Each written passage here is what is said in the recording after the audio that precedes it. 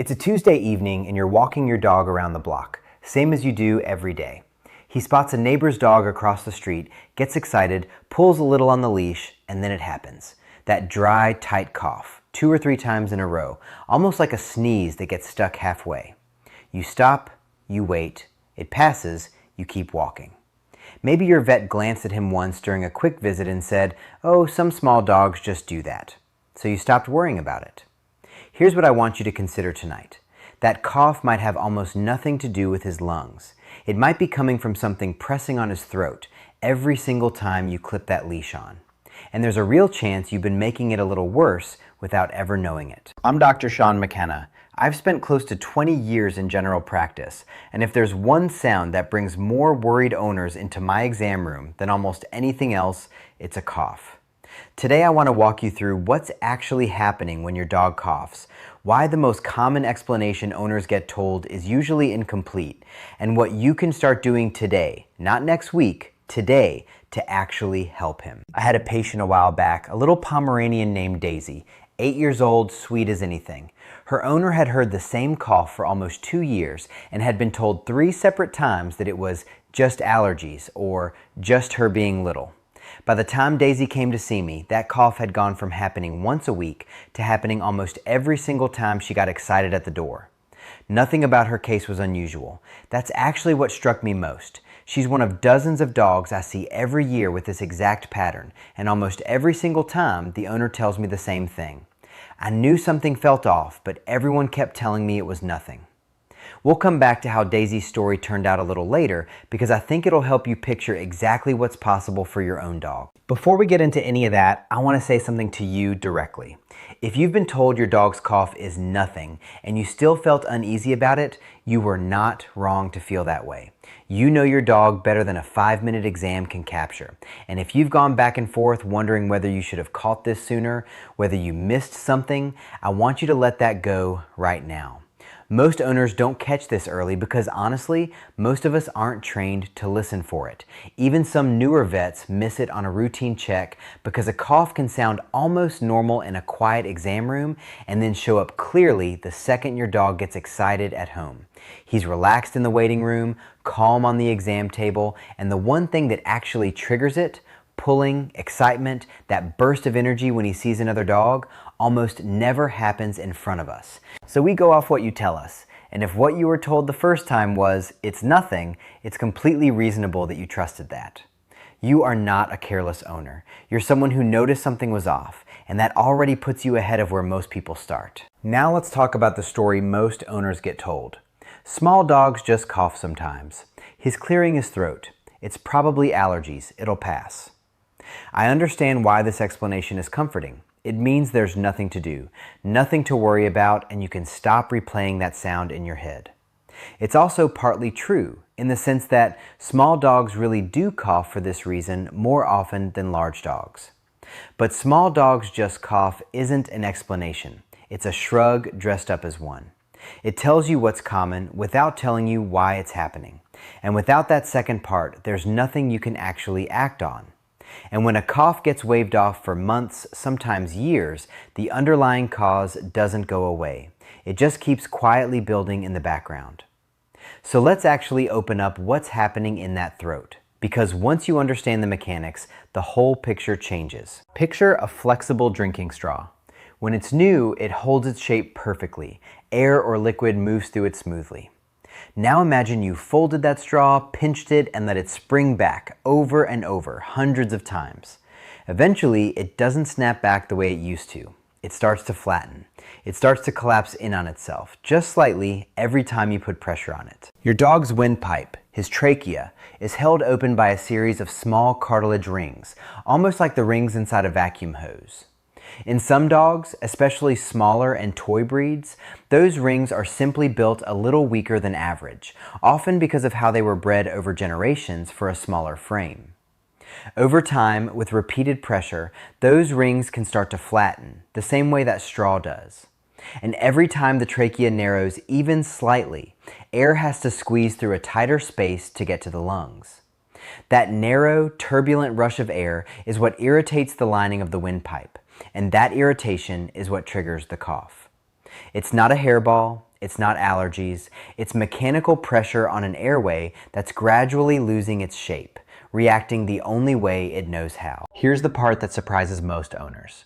One of the most common sources of that repeated pressure is something hanging in your closet right now, a standard collar.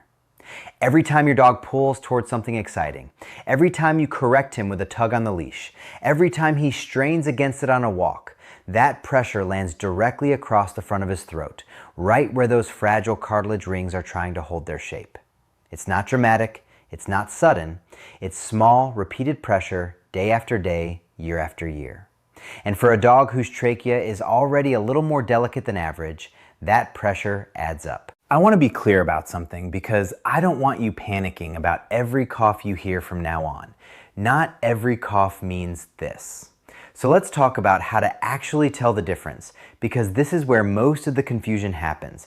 And once you know what to listen for, you'll know almost immediately which situation you're dealing with. The first pattern is the one we've been describing, a dry, repetitive cough that tends to show up during excitement, during pulling on the leash, in warm or humid weather, or right after drinking water too fast. This is most common in small and toy breeds, Yorkies, Chihuahuas, Pomeranians, Maltese, and similar dogs, though it can happen in any breed. It tends to build slowly over months, sometimes years, rather than appearing suddenly overnight. The second pattern is very different, and it usually comes on fast. A sudden, harsh, dry cough that appears within a day or two, especially after your dog has been somewhere with other dogs, boarding, a grooming appointment, a dog park, doggy daycare. This is what we typically call kennel cough, and it's highly contagious between dogs, spreading through shared water bowls, close contact, and even just airborne droplets in a busy facility. The good news is that in most healthy adult dogs, it's mild and resolves on its own within 1 to 3 weeks, often without needing any medication at all beyond rest. The reason we still take it seriously is that in puppies, senior dogs, or dogs with weaker immune systems, it can occasionally progress into something more serious like pneumonia, so it's worth a phone call to your vet even if you're fairly sure that's what it is, just so we can rule out anything more. The third pattern is the one I want you to take most seriously, and it's the one I'd never want you to dismiss as just a little cough.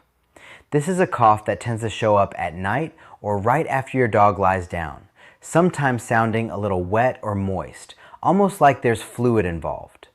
It's often paired with your dog getting tired more easily on walks he used to handle without any trouble, breathing a bit faster than normal even at rest, or just seeming generally less like himself, a little quieter, a little less interested in things he used to love. This pattern can point toward a heart issue.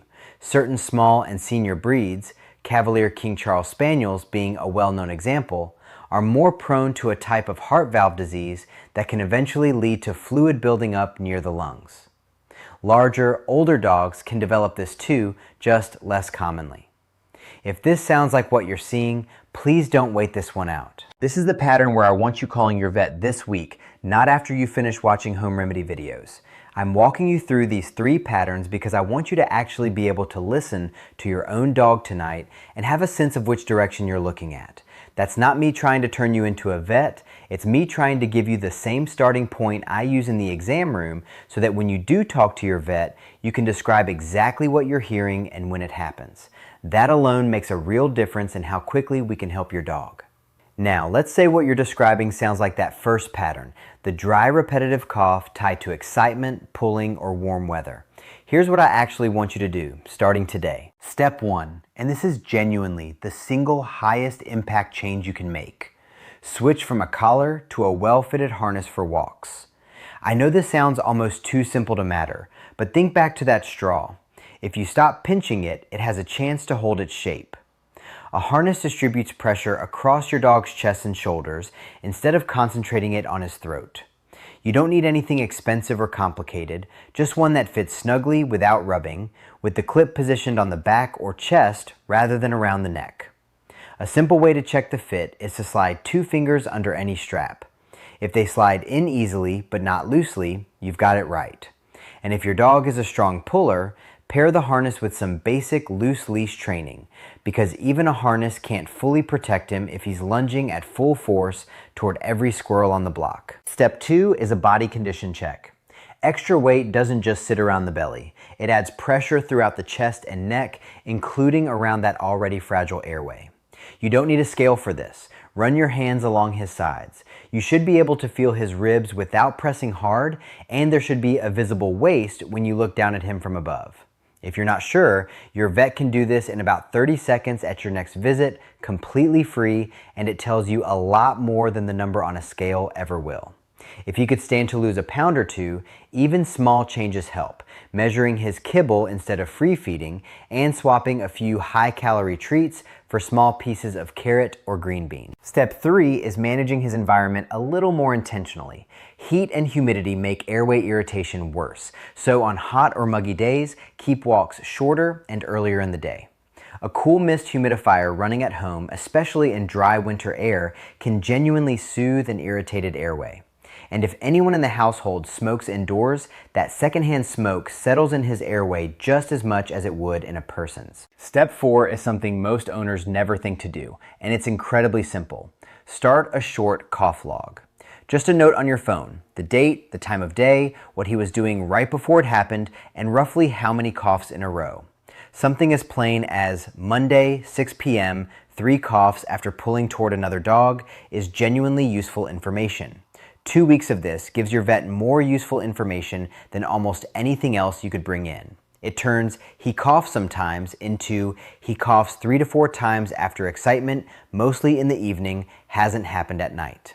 That kind of detail changes how quickly we can help him. Step 5 is a small one, but I see owners miss it constantly. Be mindful of his throat during grooming and handling, not just on walks. If you trim his nails or brush him with him restrained by the collar, or if a groomer routinely lifts or holds him by the scruff, that's the same kind of pressure landing on that same fragile spot. It's worth mentioning to your groomer directly, and at home, try holding him gently under the chest instead. Now, a small home comfort step, and I want to be careful with this one because I don't want you treating it as a cure. A teaspoon of plain honey stirred into a little warm water, given once or twice a day, can help soothe a mildly irritated throat the same way it can for us. That's it. It's a comfort measure, not a treatment for the underlying cause. And here's an important vet warning attached to it. Never give honey to puppies under about a year old because their immune systems aren't mature enough to safely process certain bacteria that can occasionally be present in honey. It's a small risk, but it's a real one, so save this trick for adult dogs only. While we're on the subject of home remedies, please don't reach for human cough syrup or cold medicine, even natural sounding ones from the pharmacy. Many contain ingredients like xylitol or alcohol that are genuinely dangerous for dogs, and the dosing isn't built for their bodies at all. If your dog's cough is bad enough that you're considering medicating him, that's exactly the moment to call your vet instead, not the pharmacy aisle. I also want to mention one preventative step, especially if your dog spends time at boarding facilities, dog parks, or daycare. The Bordetella vaccine, often called the kennel cough vaccine, doesn't guarantee he'll never catch it, but it does meaningfully lower the odds and tends to make the illness milder if he does. If he's regularly around other dogs, it's worth asking your vet whether he's due. And here are the moments where I need you to stop reading home advice altogether and get him seen. If you ever notice his gums or tongue looking pale, blue, or grayish, that's an emergency. Go now. If he ever faints, collapses, or seems to really struggle to catch his breath, even while resting quietly, that's an emergency too. If the cough has been going on for more than 2 weeks without improvement, if it's getting worse instead of better, or if it's showing up alongside tiredness, loss of appetite, or weight loss, please don't wait it out at home. None of what I've shared with you today is meant to replace that visit. It's meant to help you walk into that visit already informed, already able to describe exactly what you're seeing and when, instead of just saying, "he's been coughing." That difference alone can save your vet a lot of guesswork, and it can save your dog a lot of time before he gets real relief. So let's bring this together. A cough almost never comes from nowhere. Sometimes it's pressure building slowly on a fragile airway. Sometimes it's a contagious bug picked up from another dog.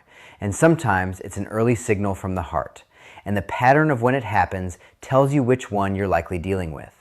Switching to a harness, checking his weight, easing up on neck pressure during handling, and keeping a simple log are small, doable things you can start tonight, while watching for those red flag moments that mean it's time to call your vet without delay. If there's one thing I want you to carry out of this video, it's this. The sound itself matters less than the pattern around it.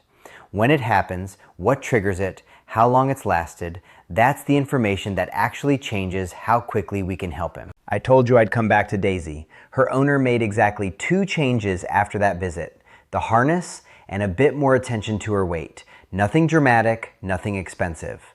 Within about 6 weeks, the coughing at the door had dropped from almost every time to maybe once or twice a week. And a few months later, it was rare enough that her owner mentioned it almost in passing at a checkup, like it barely crossed her mind anymore. I share that not to promise you the exact same outcome, because every dog is different, but to show you that small, consistent changes really do add up to something your dog can feel. Your dog isn't coughing to be dramatic, and he's not being difficult. And you didn't cause this by missing it sooner. A cough is just his body's way of telling you something is happening, the same way a limp tells you something's sore. He can't come to you and explain it in words, so this is the language he has. The fact that you're sitting here this far into a video about something as small as a cough tells me everything I need to know about the kind of owner he has. So here's what I'd love to know from you. In the comments, tell me what your dog's cough actually sounds like and when it tends to happen, during walks, at night, or after he's been somewhere with other dogs. I read through these and it genuinely helps me figure out what to cover next, because so many of you are dealing with slightly different versions of the same worry. If this video helped you understand your dog a little better today, hit subscribe so you don't miss the next one, and share it with another dog owner who's been told it's probably nothing and hasn't quite been able to let that sit right. I'll see you in the next one.